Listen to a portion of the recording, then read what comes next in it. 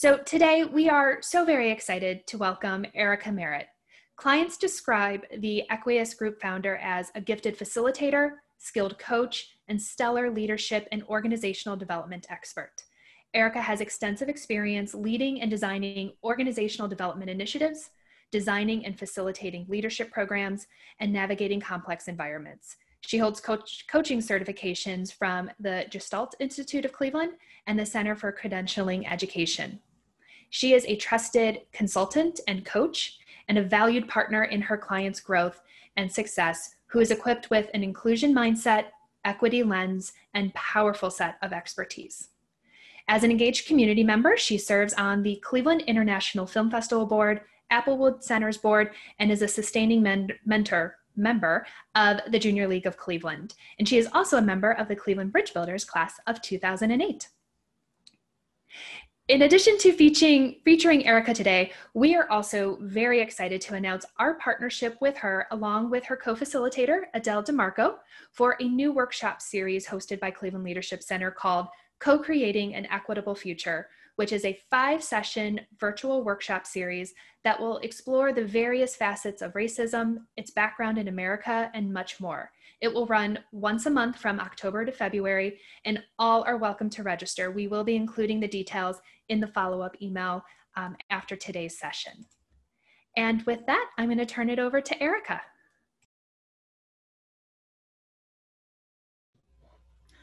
Good afternoon, everyone. Thank you for joining us in this conversation. I'm honored to be here with you, and it is amazing to see so many familiar faces and also new faces as well. So I want to start us off, I think, by situating us a little bit in this moment in which we find ourselves. So when we think about or ask the question, how did we get here? That answer is both simple and complicated at the same time. So the maybe simple answer or the quick answer is that we have gotten here by virtue of 400 years of racism, white supremacy, and injustice. But we know that embedded in that has been, many decisions, many choices, many policies, many acts of injustice have gotten us to this moment. And I want to talk a little bit about, when we talk about racism, who's impacted by it. So when we talk about racism broadly, we are talking, of course, about the ways in which, if we are contextualizing ourselves in the history of the United States, that Indigenous people are and have been impacted. Black people are and have been impacted.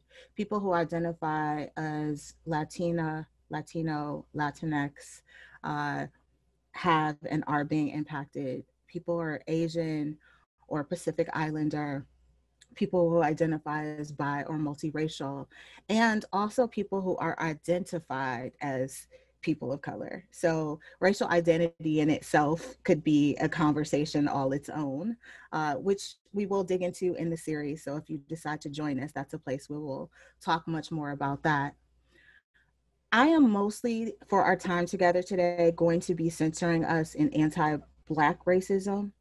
And that is a particular kind of racism that is experienced by Black folks in this country, and unfortunately is often wielded not just by white people, but also by other groups of people of color. So there are elements of anti-Blackness, even in the context of, other groups of people of color who also experience racism.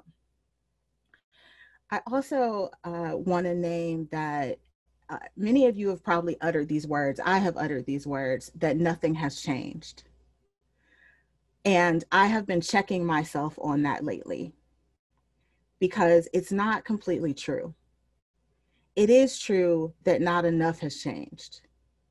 But I have to be honest about the fact that my life is significantly different than the life of my great-great-grandmother, and that her life was different than the life of her great-great-great, and so on. So to think about my grandmothers and her grandmother and so on, and then to think about my mother and my own experience. And I see some pretty significant differences in the ways in which our experiences are different at the same time that I see parallels. So one of the things that we have to do in this conversation is accept multiple realities, right? That multiple things can be true at the same time, that some things have changed and not enough has changed, and that both of those things are true. So over the past few months, over the past year, we've been in the midst of a pandemic since, well, before March, but we experienced a shutdown in March, right? And have experienced 5 months since then. So just to continue to kind of get us to how did we get here, a lot of times I'm hearing people describe how we got to this moment around George Floyd being killed. And I think that's another multiple reality. I think we got to this moment, absolutely, that was a part of it, but it's so important to also talk about what else happened.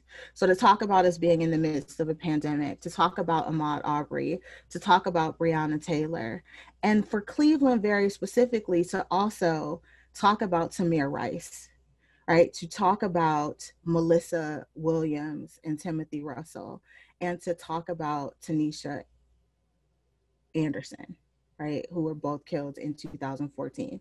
And so all of that is part of what led us to this moment.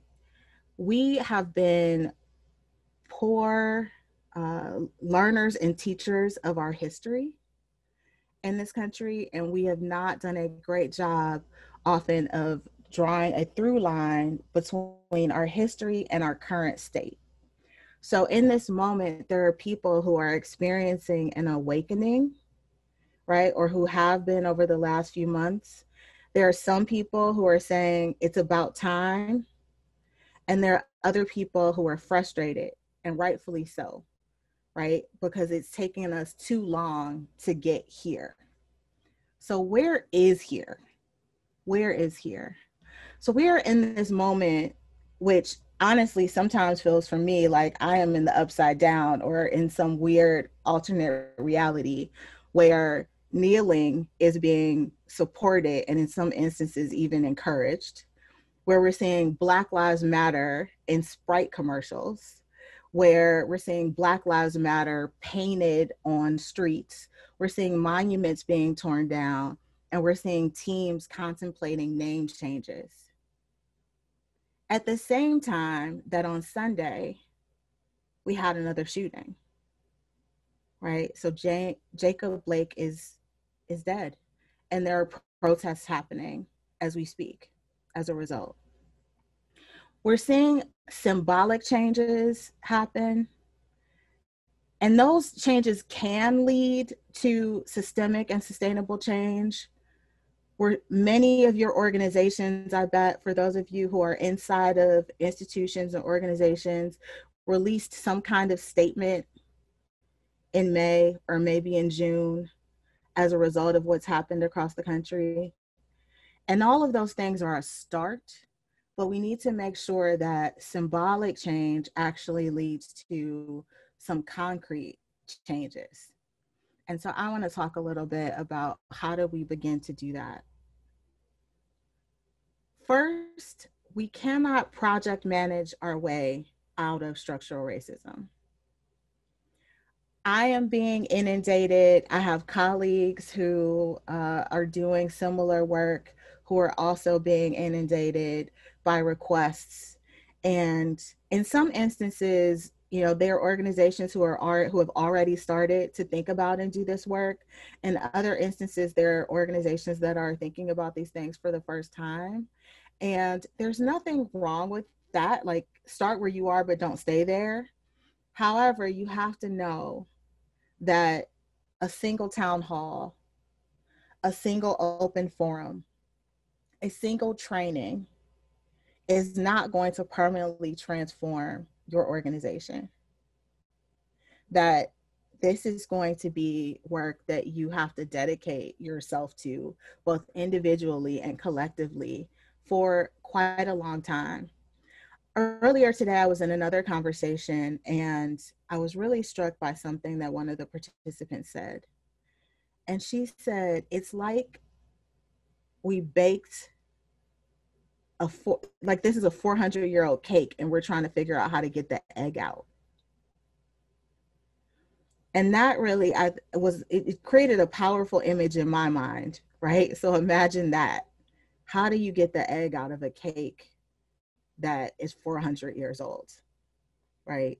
And I think that's part of what we're trying to figure out how to do collectively. And we need to know that that is not going to happen fast. So I'm going to be talking about things both individually and organizationally, because I'm imagining that many of you are interested in both of those, right? What you can do inside of your institutions and what you can do as individuals. So I'm going to kind of go back and forth or toggle back and forth between talking about both of them. I want to talk about whose work is this first, because there's a lot of dispute, right?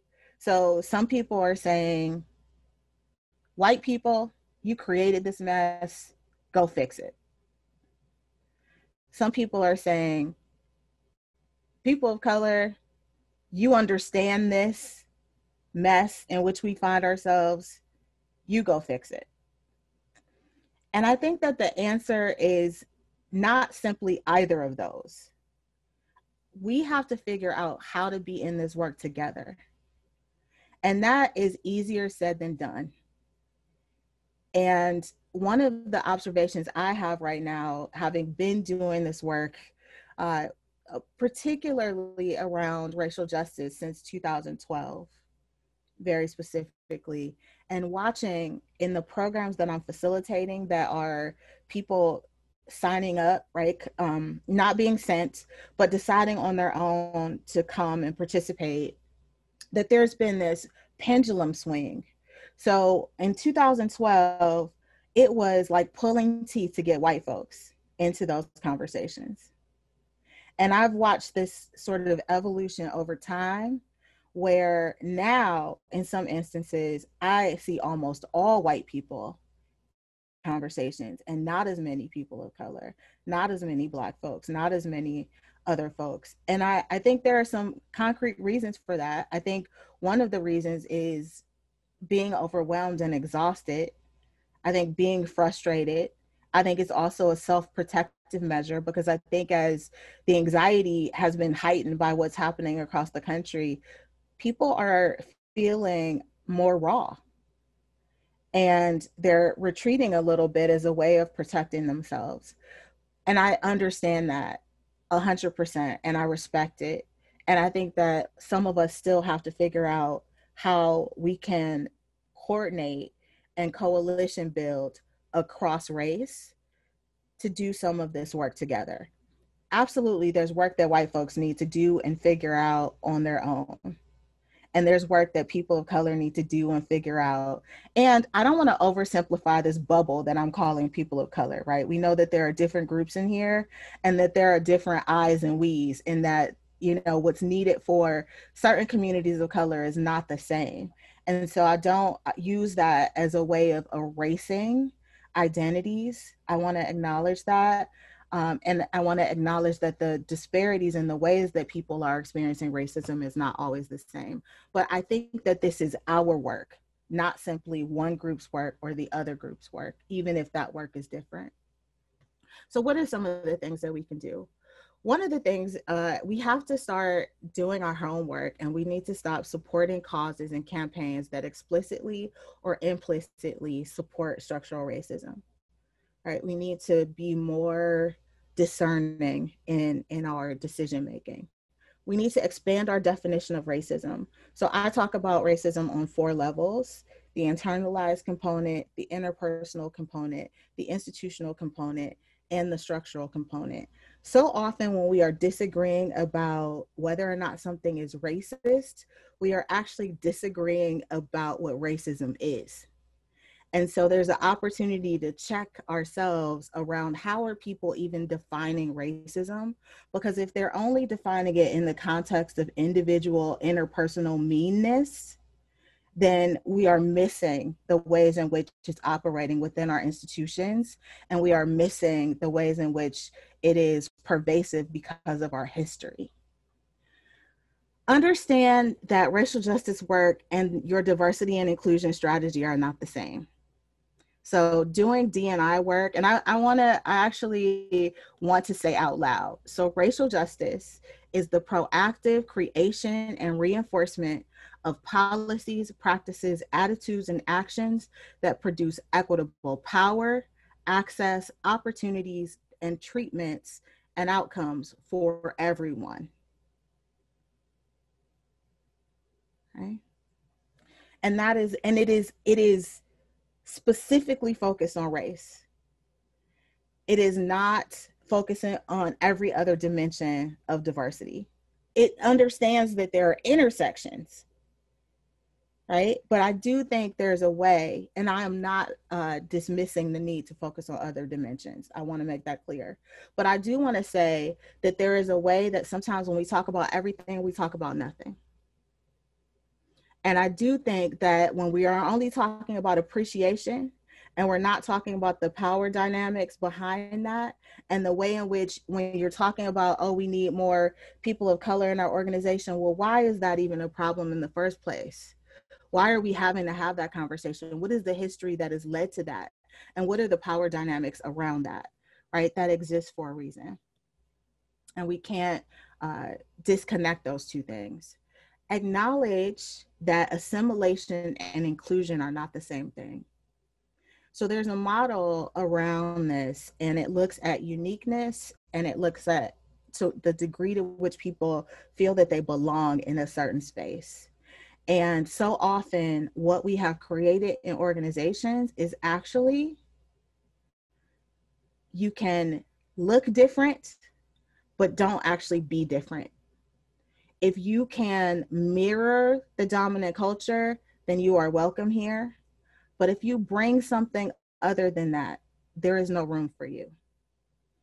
And we have to really start to look at what are the ways that that is playing out in our organizations. And there's some really interesting research. I believe Deloitte and Touche did this research around this idea of covering of identity, right? There's lots of language we can use for it, but that's one in particular where they looked at it, and it's not only across race. They looked at race and gender and sexual orientation. But because we're talking about race, I'm going to center that in this moment, that people are expelling a great deal of energy trying to play down their identity. And sometimes that's related to their appearance, and sometimes that's related to the way that they speak, and sometimes that's related to the way that they do their work, right? Just their approach may be different, and there often is not room for that if they do not do things the way in which other people are doing them. We have to stop tolerating racism in our organizations. What do I mean by that? I mean that it is not an accident that the officer who killed Tamir Rice had a history. And so did the officer who killed George Floyd. And I bet if we were to look at all of these things that have happened, we would see a pattern. Now, I'm not talking about inside of institutions. I'm not necessarily talking about someone being killed. But I do want to talk about psychological violence, because we need to be able to make a connection between that this is absolutely about the ways in which the movement that we're seeing is about, a lot of that centers around police violence, but it's not just about that, right? And I think it's so important for those of us that are inside of organizations to be asking ourselves, how are we causing harm? So when we talk about racial microaggressions and we talk about other things that happen in institutions, Dr. Alvin Poussant called that death by 1,000 cuts. That it is a form of death, right? That it is something, and we know that chronic stress is a thing. that is and trauma are things that are shaving lives, shaving years off of our lives, right? So there is a connection between what's happening to people and organizations and what's happening to them in the streets. And so we have to really be willing to look at that. And when you have that manager, I don't care how much money they're bringing in, nonprofit folks, right? If it's the development director, or if it's a hospital and it's a physician, or if it's a law firm and it's a lawyer, like we have to really start to dismantle these power structures and hold people accountable for their behavior, no matter what their position in the organization might be, and no matter what it is that we say that they're contributing. Black leaders matter. And I know that there was that was one of the conversations during one of the other sessions, but I want to reinforce that, and not in superficial ways, right? And having other people of color as well, but not in ways that are tokenizing, not just so you can have a pretty picture, right, that has people of all different backgrounds. It's superficial, and it devalues people and it disrespects them. And if the only ways that, or the only times that we're tapping into, for example, our board members of color, are things that are related to race, we really need to look at the way that we're doing things. People are bringing vast amounts of expertise and are capable of doing many, many things. And while they might want to share that, and that might be part of the work that they're willing to do, you need to really be looking at what are the other ways that you are utilizing them, and making sure that it's not just one person. You can't actually have more than one person of color on a leadership team or on a board, right? And that is, and the whole idea of we can't find them, well, then that tells you something about your network. And that means that you have some other work that you need to do, because there are so many talented folks here in this community that we are missing out on. Of course, that was supposed to be silenced. Sorry about that. It was to keep me on track. Please, please, please, please, I'm gonna say this extra loud for the people in the back.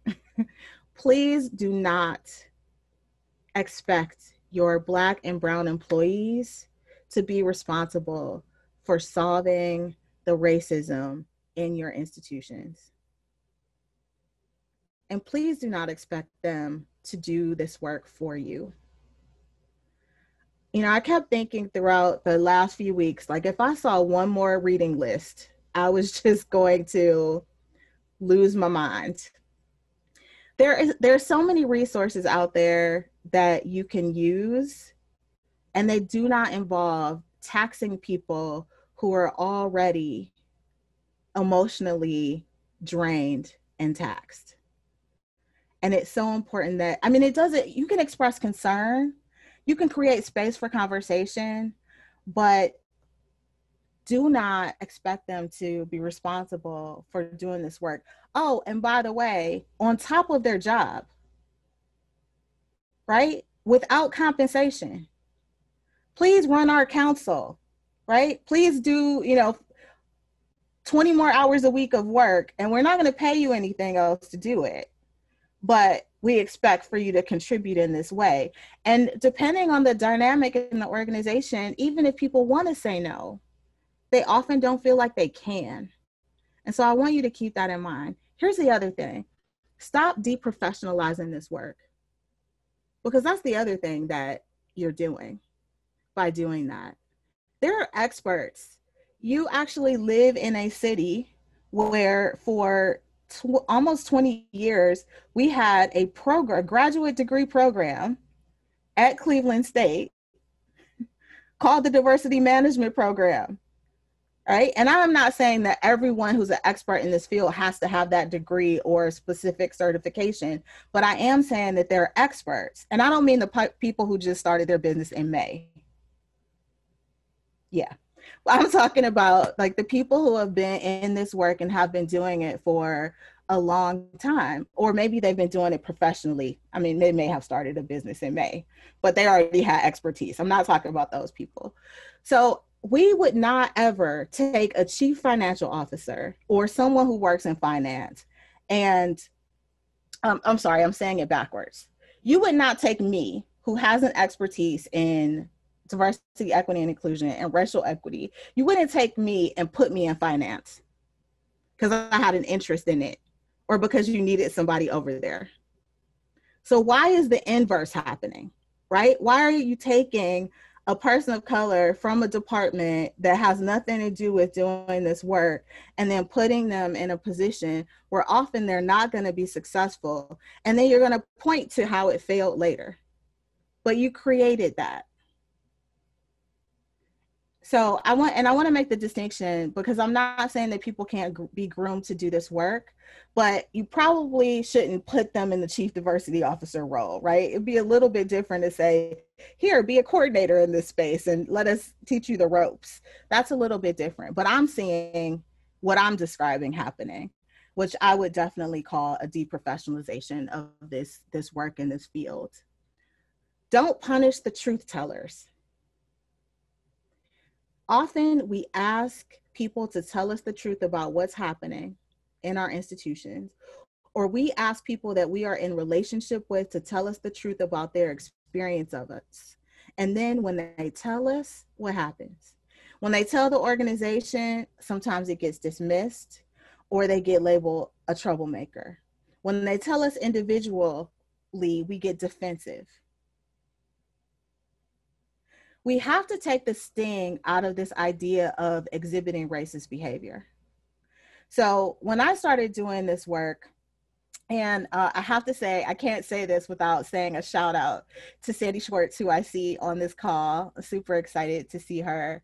When I started this work, I started working at an organization called the National Conference for Community and Justice. And this was in the early 2000s. And we would be in rooms full of people and we would ask people, does anyone here have bias? And often we'd be in these rooms and people would kind of look around to see if like anyone's going to raise their hand. Well, in 2020, when we asked that question, most people will raise their hand. Like we've gotten to a point where we realize, oh yeah, human bias, they go together.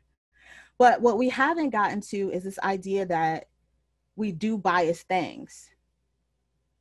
If racism is in the world, it's in us. And that means that it's also showing up in our behavior. And we have to be able to take that in, and we have to be able to course correct and keep going. Anti-racist is a verb. People are complicated.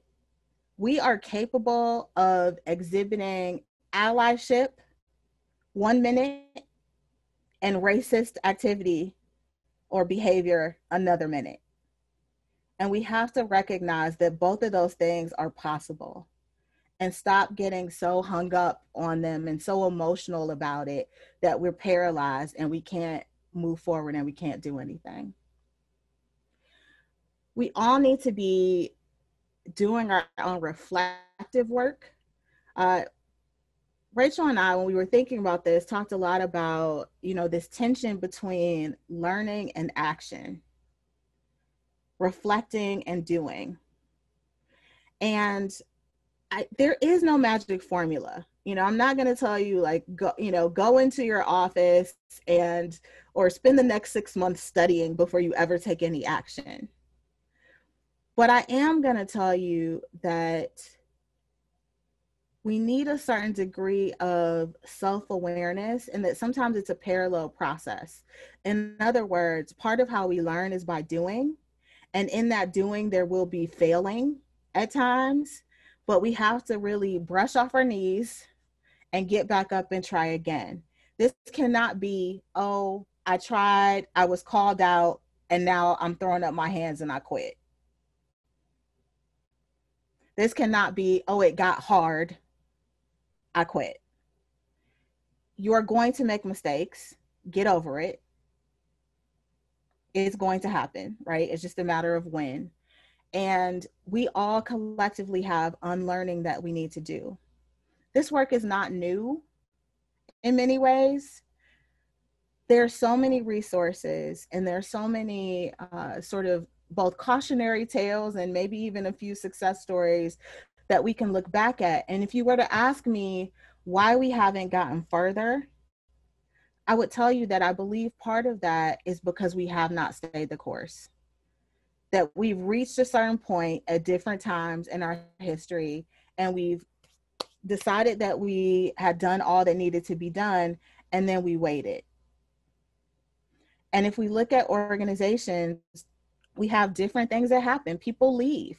So we have a leadership team that really values this and thinks that this is important. And then we have somebody come in and something else becomes a priority. If we are going to change things, this has to be an ongoing and a permanent and consistent priority. Doing anti-racism work is not always going to be visible. It's not always going to be flashy. It is going to be the accumulation of different kinds of decisions, both at a policy level and at a practice level. And part of the way that we're going to know that we are seeing some success is that we not only see symbolic changes, right? We not only see Black Lives Matter painted on a street, right? We start to see disparities shift, right? We start to see disparities in wealth shift. We start to see education shift. We start to see criminal justice shift. We start to see health, right? All of these different outcomes that we know are both Northeast Ohio challenges and national challenges. We have to have some metrics, both to look at this at a systemic level and to look at this at an institutional level. And I think we have to challenge ourselves as well at an individual level. Like, what are our individual metrics? How can we decide whether or not we are making a difference in terms of our own behaviors? And I think some of that comes from being in a relationship, having people that are going to tell us the truth, right? Real accountability as a part of that. And I know that I think that we're at time. So I'm going to stop talking because I've been seeing the chat flashing, but trying to ignore it so that I could maintain focus on all of you. So I'm going to stop talking so that we can get to some of those questions that I know are in there. Wonderful. Erica, thank you so much. And we've had some great questions come in. To start, we have had a request. Can you give the definition of racial justice that you use one more time? I sure can. Racial justice is the proactive creation and reinforcement of policies, practices, attitudes, and actions that produce equitable power, access, opportunities, treatments, impacts, and outcomes for all. And I can also, just to make it easy, I will drop this in the chat too. That would be wonderful. Thank you. So thinking about the expectation of minorities to solve problems of racism, how would those balance with the role of a diversity and inclusion officer, assuming the officer is non-white?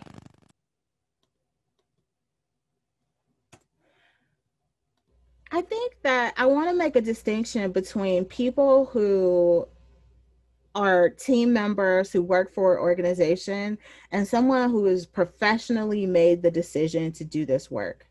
I think that those are two different things, right? So if I am being paid, this is my job, then that is a bit of a different thing. However, I think it's also important, and there's been some interesting writings over the past year, and maybe I can share some of those, Rachel, that we can send as follow-ups around how a single person in an organization, or even a team in an organization of thousands of people for our larger organizations, cannot alone end racism, right? So it really has to become the work of the entire organization. And I think that looks different in different places, but it has to become something that everyone has some fluency around, and that everyone has some expectations around, not just the person with that specific title or responsibility. It can't be done. It hasn't been done. And that's what some of the research is telling us, is that people are invited into these organizations to do this job, and then often pacing for privilege, people aren't ready, people aren't comfortable. And I think it's fascinating, actually, particularly as it relates to race and racism.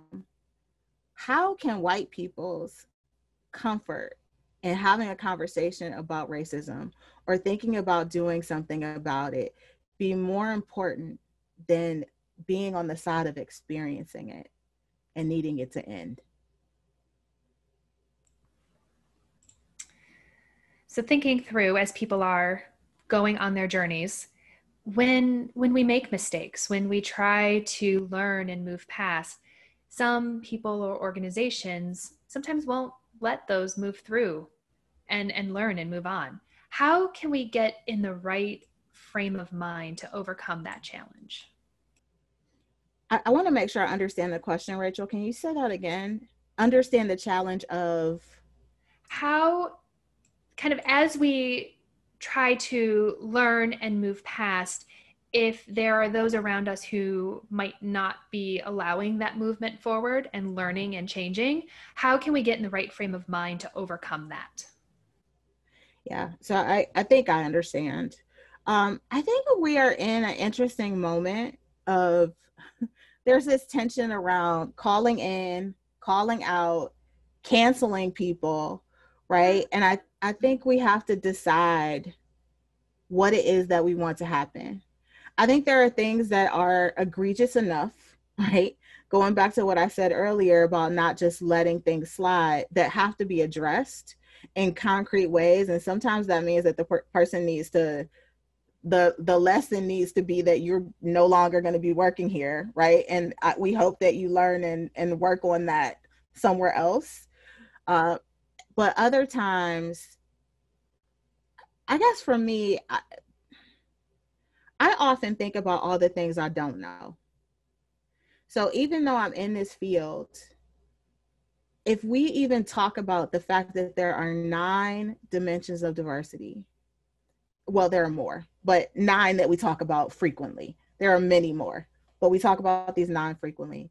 And that no one person, I've met lots of brilliant people. I've never met anyone who had expertise and knew everything there was to know about each of those dimensions. And so recognizing that I don't know everything helps me extend people some grace, right, as they are learning around the things that they don't know. And I think in terms of canceling people or calling them in or out or whatever language we want to use, do we want people to be ashamed and embarrassed, or do we want them to learn and do something differently? And I think we deciding what it is that we actually want to happen helps us to decide. But for those of us who might be on the side of making the mistake, relationships are not rubber bands. And I think it's important for us to recognize that. So let's say someone does something that harms me and that I'm really hurt by it. The right thing is apologize and course correct. But that doesn't mean that we go back to that way that we were tomorrow, because I'm going to be looking for over time evidence that there's actually going to be a change in behavior. And so you have to be okay if your relationship is different as a result of the thing that you did, either to an individual or to a group of people. And if you are committed to racial justice, not just individual people, right? If you're really committed to this work, then you stay in it, even if maybe those relationships never go back to the way that they were. So, what advice do you have for Black leaders seeking to advance racial justice work in predominantly white institutions, particularly those who might not be DEIB professionals?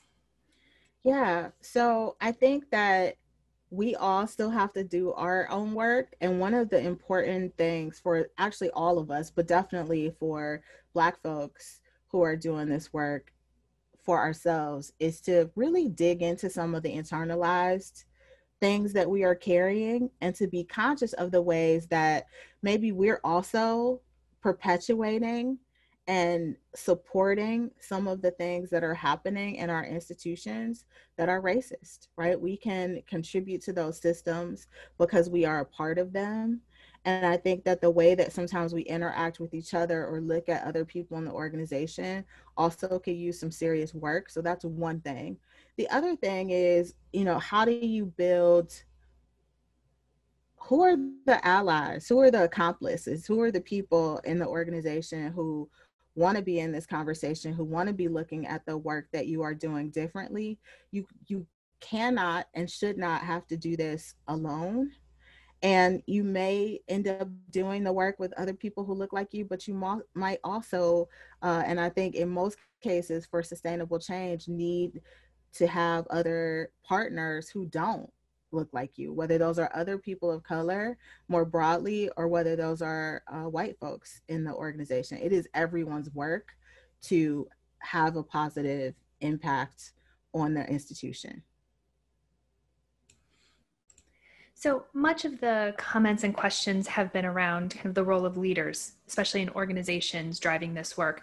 But how can or if can change happen from the ground up within organizations? Yeah. I think that I love that question, and I wish I had thought to say this earlier. I think about leadership in two ways. I think about it in terms of position, which is often what we're talking about.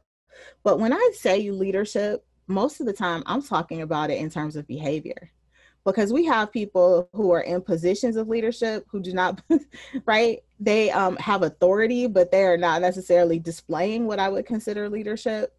And we also have people who are not in positional roles, but people follow them, right? And they have influence. So I think both of those things are always present. And absolutely, I think we have to recognize that so much of the change that is happening right now, or it, is happening, has happened, has been driven by people who are not always, like, I think of it this way, that it is a top down, bottom up endeavor. We need both folk, right? We need people in both groups to really be engaged and to be working together to make it happen. And I guess I think immediately of, probably because I've worked in union environments, I think about the ways in which that is often a more grassroots way of driving change in institutional structures as well. So yes, and I'm not saying that the only way to organize as employees is a union structure, but I'm saying that is a place that we can point to and maybe learn from in terms of how people who are not necessarily at the top of the organization have driven change in the past. And so we have time for one more question. So many people look to you for help with navigating this, but how are you? What can we do to support you? That is such a sweet question. How am I? Today I am good. Some days it has been challenging, if I'm honest, and it has been my relationships with other people that are in this work, and the really like candid conversations that we can have together, and the laughs and other things that we can have, that has helped me uh, to sustain myself, right? And for us to help sustain each other. I want, what can you do to support me? I think that this work matters to me. So if anybody who knows me knows that, like, this is what I eat, sleep, and breathe. It's not just a job to me, and no project is just a project to me. This is something that I've been passionate about for a very, very long time. And it's not just it feels like my life's work. And so I think part of what you can all do is take this seriously, and not just in this moment where it's getting so much attention, but when the cameras go away and the protesters aren't in the streets, I want you to still be in your organizations and in your communities working to diminish the impact of racism, and frankly all isms, because they're connected, right? We don't have time to dig into that in this conversation right now, but they are all connected, right? One connects to the other, and they impact each other, and they reinforce each other. So one, to really do your own work. And when I say your own work, I mean situate yourself. What are the ways that you are holding privilege? What are the ways that you are holding oppression? Are you diminishing the power that you have because of the ways that you're holding oppression? Right? I was in a conversation yesterday where someone said, it was a white guy, and he said, you know, for a long time, I could not acknowledge my white privilege because as a gay man, I had experienced so much discrimination and I was singled out in so many ways that I was missing the ways that I could have been having an impact and the power that I had. And so I guess I'll leave you with this. Alice Walker said, one of the most common ways that we give up our power is by believing that we don't have any in the first place. And so, one, you can recognize your power. Last one, Adrienne Marie Brown says, we cannot create a future if we cannot first imagine it. And so we have to all really develop and hold a vision for the kind of future that we want to have. What is the kind of world that we truly want to live in? And we have to be on a daily basis behaving from that, not just having an awareness of it. Because I was aware this morning that I should have got up earlier and exercised, and it didn't happen. Right? But we have to move from just having an awareness to actually doing something.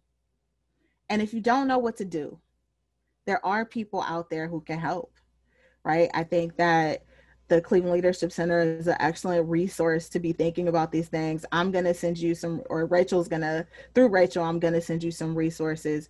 There are so many organizations in this town that are doing amazing work. You don't have to create something. You can follow the lead of people that are already doing it. So thank you so much.